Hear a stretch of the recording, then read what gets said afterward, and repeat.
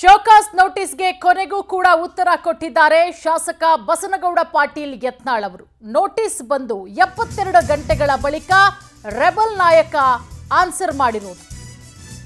Show cause ನೋಟಿಸ್ಗೆ ಕೊನೆಗೂ ಕೂಡ ಉತ್ತರ ಕೊಟ್ಟಿದ್ದಾರೆ ಬಸನಗೌಡ ಪಾಟೀಲ್ ಯತ್ನಾಳ್.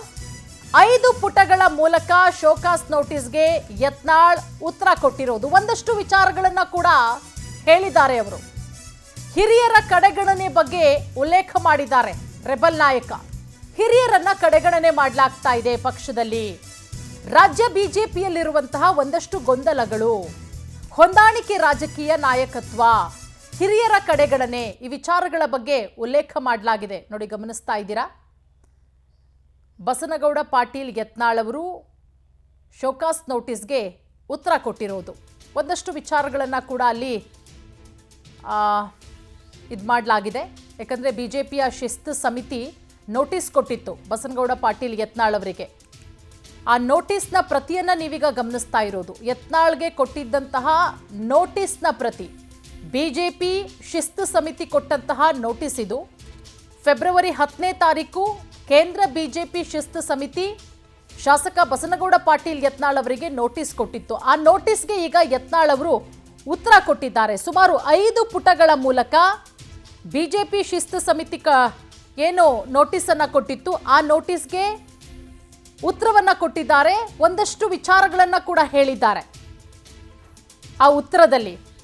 ಅಂದರೆ ಬಿಜೆಪಿಯಲ್ಲಿ ಹಿರಿಯರನ್ನ ಕಡೆಗಣನೆ ಮಾಡಲಾಗ್ತಾ ಇದೆ, ರಾಜ್ಯ ಬಿಜೆಪಿಯಲ್ಲಿ ಒಂದಷ್ಟು ಗೊಂದಲಗಳಿದೆ, ಹೊಂದಾಣಿಕೆ ರಾಜಕೀಯ ನಾಯಕತ್ವ, ಹಿರಿಯರನ್ನ ಕಡೆಗಣನೆ ಮಾಡಲಾಗ್ತಾ ಇದೆ. ಈ ರೀತಿ ಒಂದಷ್ಟು ವಿಚಾರಗಳ ಬಗ್ಗೆ ಬಸನಗೌಡ ಪಾಟೀಲ್ ಯತ್ನಾಳ್ ಅವರು ನೋಟಿಸ್ಗೆ ಉತ್ತರ ಕೊಟ್ಟಿದ್ದಾರೆ. ಯಾಕಂದ್ರೆ ಬಿಜೆಪಿಯಲ್ಲಿ ಒಂದಷ್ಟು ಬೆಳವಣಿಗೆಗಳಾಗ್ತಾ ಇತ್ತು, ಬಣ ರಾಜಕೀಯ, ರಾಜ್ಯಾಧ್ಯಕ್ಷರನ್ನ ಬದಲಾವಣೆ ಮಾಡಲೇಬೇಕು ಅನ್ನುವಂತಹ ಒಂದಷ್ಟು ಆಗ್ರಹಗಳು ಕೂಡ ಕೇಳಿಬರ್ತಾ ಇತ್ತು. ಅದರ ಜೊತೆಗೆ ಶಾಸಕ ಬಸನಗೌಡ ಪಾಟೀಲ್ ಯತ್ನಾಳ್ ಅವರು ಪದೇ ಪದೇ ನಾಲಿಗೆಯನ್ನ ಹರಿಬಿಡ್ತಾ ಇದ್ರು, ಬಾಯಿಗೆ ಬಂದಂಗೆ ಮಾತಾಡ್ತಾ ಇದ್ರು. ಇದೆಲ್ಲದಕ್ಕೂ ಕೂಡ ಬ್ರೇಕ್ ಹಾಕೋದಕ್ಕೆ ಅವರಿಗೆ ಶೋಕಾಸ್ ನೋಟಿಸ್ ಅನ್ನ ಕೂಡ ಕೊಡಲಾಗಿತ್ತು. ಆ ನೋಟಿಸ್ಗೆ ಈಗ ಉತ್ತರ ಕೊಟ್ಟಿದ್ದಾರೆ ಬಸನಗೌಡ ಪಾಟೀಲ್ ಯತ್ನಾಳ್ ಅವರು. ಇದೆಲ್ಲದರ ಬಗ್ಗೆ ಮತ್ತಷ್ಟು ಮಾಹಿತಿ ಕೊಡ್ತಾರೆ ನಮ್ಮ ಪ್ರತಿನಿಧಿ ರಾಘವೇಂದ್ರ. ಈಗ ನಮ್ಮ ಜೊತೆಗೆ ನೇರ ಸಂಪರ್ಕಕ್ಕೆ ಜಾಯ್ನ್ ಆಗಿದ್ದಾರೆ. ರಾಘವೇಂದ್ರ, ಬಿಜೆಪಿ ಶಿಸ್ತು ಸಮಿತಿ ನೋಟಿಸ್ ಕೊಟ್ಟಿತ್ತು ಫೆಬ್ರವರಿ 10ನೇ ತಾರೀಕು ಬಸನಗೌಡ ಪಾಟೀಲ್ ಯತ್ನಾಳ್ ಅವರಿಗೆ. ಈಗ ಸುಮಾರು 5 ಪುಟಗಳಲ್ಲಿ ಉತ್ತರ ಕೊಟ್ಟಿದ್ದಾರೆ. ಏನಂತ ಉತ್ತರ ಕೊಟ್ಟಿದ್ದಾರೆ, ಏನೆಲ್ಲ ವಿಚಾರಗಳನ್ನ ಹೇಳಿದ್ದಾರೆ ಯತ್ನಾಳ್ ಅವರು? ಪೂರ್ಣಿಮಾ, ಪ್ರಮುಖವಾಗಿ ಬಸನಗೌಡ ಪಾಟೀಲ್ ಯತ್ನಾಳ್ ಅವರಿಗೆ ರಾಷ್ಟ್ರೀಯ ಬಿಜೆಪಿ ಶಿಸ್ತು ಸಮಿತಿ ಕಳೆದ 11ನೇ ತಾರೀಕು ಒಂದು ನೋಟಿಸನ್ನು ಇಶ್ಯೂ ಮಾಡುತ್ತೆ. ಏನಂದರೆ, ರಾಜ್ಯ ರಾಜಕೀಯದಲ್ಲಿ ಕೆಲವೊಂದಿಷ್ಟು ಡೆವಲಪ್ಮೆಂಟ್ಗಳಾಗ್ತವೆ. ಯತ್ನಾಳ್ ಅವರು ಬಹಿರಂಗವಾಗಿ ರಾಜ್ಯಾಧ್ಯಕ್ಷರ ವಿರುದ್ಧ ಆಗಿರ್ಬೋದು, ಕೆಲವೊಂದಿಷ್ಟು ಪಾರ್ಟಿ ನಾಯಕರ ವಿರುದ್ಧ ಸಾಕಷ್ಟು ವಾಗ್ದಾಳಿಯನ್ನು ಮಾಡ್ತಾರೆ. ಅದರಲ್ಲೂ ಪ್ರಮುಖವಾಗಿ ವಿಜಯೇಂದ್ರ ಅವರನ್ನು ಟಾರ್ಗೆಟ್ ಮಾಡಿ ಯತ್ನಾಳ್ ಅವರು ಮಾತನಾಡಿರ್ತಕ್ಕಂಥ ವಿಚಾರಕ್ಕೆ ಸಂಬಂಧಪಟ್ಟಂತೆ ಪಕ್ಷದ ಶಿಸ್ತನ್ನು ನೀವು ಉಲ್ಲಂಘನೆ ಮಾಡಿದ್ದೀರಾ, 72 ಗಂಟೆ ಒಳಗಾಗಿ ನೀವು ಇದಕ್ಕೆ ಉತ್ತರವನ್ನು ಕೊಡಿ ಅಂತ ಹೇಳ್ಬಿಟ್ಟು ಶಿಸ್ತು ಸಮಿತಿ ಒಂದು ಶೋಕಾಸ್ ನೋಟಿಸನ್ನು ಇಶ್ಯೂ ಮಾಡುತ್ತೆ. ಶೋಕಾಸ್ ನೋಟಿಸನ್ನು ಇಶ್ಯೂ ಮಾಡಿದ ತಕ್ಷಣವೇ ಬಸನಗೌಡ ಪಾಟೀಲ್ ಯತ್ನಾಳ್ ಅವರು ಉತ್ತರವನ್ನು ಕೊಟ್ಟಿರ್ತಕ್ಕಂಥದ್ದು. ಏನು 72 ಗಂಟೆಗಳ ಕಾಲಾವಕಾಶವನ್ನು ಆ ಶಿಸ್ತು ಸಮಿತಿ ನೀಡಿತ್ತು.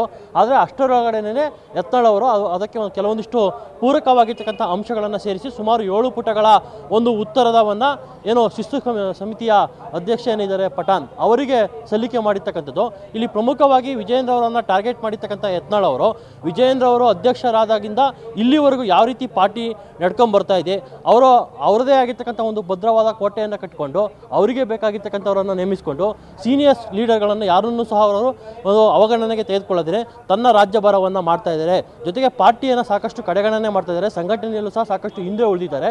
ಜೊತೆಗೆ ಯಾವುದೇ ಸೀನಿಯರ್ ನಾಯಕರನ್ನಾಗಲಿ ಅವ್ರು ಯಾವುದಕ್ಕೂ ಸಹ ಕರೀತಾ ಇಲ್ಲ ಅನ್ನೋದ್ರ ಬಗ್ಗೆ ಕೂಲಂಕುಷವಾಗಿ ಈ ಒಂದು ವಿವರವಾಗಿರ್ತಕ್ಕಂತಹ ಉತ್ತರದಲ್ಲಿ ಅವರು ನಮೂದನೆ ಮಾಡಿರ್ತಕ್ಕಂಥದ್ದು. ಪ್ರಮುಖವಾಗಿ ವಿಜಯೇಂದ್ರ ಅವರು ತಮ್ಮ ಕುಟುಂಬ ರಾಜಕಾರಣದಿಂದ ಅವರನ್ನು ಹೊರಗಡೆ ತರಬೇಕಂತ ಹೇಳ್ಬಿಟ್ಟು ಯಡಿಯೂರಪ್ಪನವ್ರನ್ನ ಬದಲಾವಣೆ ಮಾಡಿದ್ರಿ. ಪುನಃ ವಿಜಯೇಂದ್ರ ಅವರಿಗೆ ಮಣೆ ಹಾಕುವ ಮುಖಾಂತರ ಮತ್ತೆ ಕುಟುಂಬ ರಾಜಕಾರಣಕ್ಕೆ ನೀವು ಆದಿಯನ್ನು ಮಾಡ್ಕೊಂಡು ಕೊಟ್ಟಿದ್ದೀರಾ. ಜೊತೆಗೆ ಅವರು ಹೊಂದಾಣಿಕೆ ರಾಜಕಾರಣವನ್ನು ಕಾಂಗ್ರೆಸ್ ನಾಯಕರ ಜೊತೆ ಮಾಡ್ಕೊಳ್ತಾ ಇದ್ದಾರೆ. ಬಹಿರಂಗವಾಗಿಯೇ ಕಾಂಗ್ರೆಸ್ ನಾಯಕರು ನಾವು ಕೊಟ್ಟಿರ್ತಕ್ಕಂಥ ಭಿಕ್ಷೆ ಅವ್ರು ಗೆದ್ದಿರ್ತಕ್ಕಂಥದ್ದು ಅನ್ನೋದನ್ನು ಬಹಿರಂಗವಾಗಿಯೇ ಹೇಳಿದ್ದಾರೆ.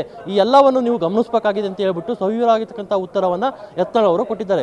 ಒಟ್ಟಿನಲ್ಲಿ ಈ ರೆಬಲ್ಸ್ಗಳ ಟೀಮ್ ಏನಿದೆ, ಈ ರೆಬಲ್ಸ್ಗಳ ಟೀಮು ವಿಜೇಂದ್ರ ಅವರನ್ನು ಟಾರ್ಗೆಟ್ ಮಾಡಿರ್ತಕ್ಕಂಥದ್ದು ಯಡಿಯೂರಪ್ಪನವರ ಕುಟುಂಬ ರಾಜಕಾರಣ ಏನಿದೆ ಅದನ್ನು ಏನಾದರೂ ಮಾಡಿ ಬಿಜೆಪಿಯಿಂದ ದೂರ ಮಾಡಬೇಕಂತಲೂ ಸಹ ಸಾಕಷ್ಟು ಪ್ರಯತ್ನವನ್ನು ಪಡ್ತಾ ಇದೆ. ಅದಕ್ಕೆ ಸಂಬಂಧಪಟ್ಟಂತೆ ಯತ್ನಾಳ್ ಅವರು ಪದೇ ಪದೇ ಯಡಿಯೂರಪ್ಪನವರ ಕುಟುಂಬದ ವಿರುದ್ಧ ವಾಗ್ದಾಳಿಯನ್ನು ಮಾಡ್ತಾ ಇರ್ತಕ್ಕಂಥ ಪ್ರಮುಖವಾಗಿ ವಿಜೇಂದ್ರ ಅವರ ಟಾರ್ಗೆಟ್ ಆಗಿದೆ. ಹೀಗಾಗಿ ವಿಜೇಂದ್ರ ಅವರ ಕಾರ್ಯವೈಖರಿ ಆಗಿದೆ, ಅವರ ಪಕ್ಷ ಸಂಘಟನೆ ಆಗಿದೆ, ಸರ್ಕಾರದ ಕೆಲವೊಂದಿಷ್ಟು ಏನೋ ಭ್ರಷ್ಟಾಚಾರ ವಿಚಾರಗಳೇನಿದೆ ಅವುಗಳನ್ನು ಇಟ್ಕೊಂಡು ಹೋರಾಟ ಮಾಡುವಲ್ಲಿ ಸಂಪೂರ್ಣವಾಗಿ ವಿಜೇಂದ್ರ ಅವರು ವಿಫಲವಾಗಿದ್ದಾರೆ.